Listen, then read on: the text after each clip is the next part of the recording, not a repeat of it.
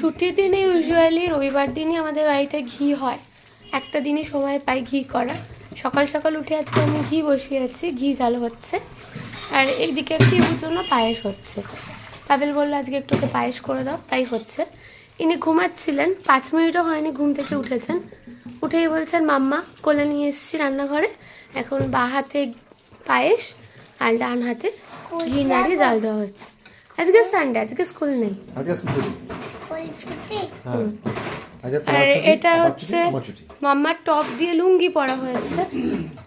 রাত্রেবেলা টয়লেট হয়ে গেছিল, এখন তার ডাইপার পরে না, প্যান্টটা খোলানো হয়েছে।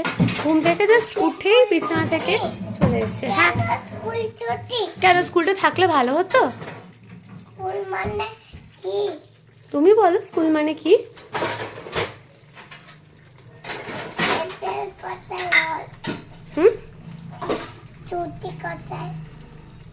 এই যে ইনি এখন ঘি জাল দেবেন, আর এদিকে পায়েস হচ্ছে।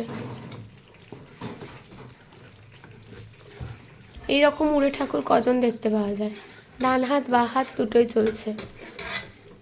চলো, হয়েছে পায়েসটা, রেডি হয়েছে না? ও হয়নি, আর একটু হবে।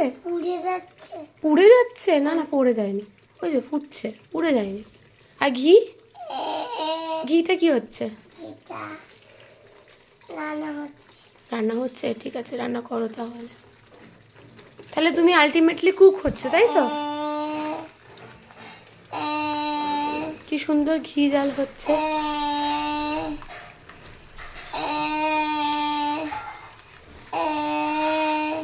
ময়রা ফেল। ঠিক আছে, তুমি জাল দাও।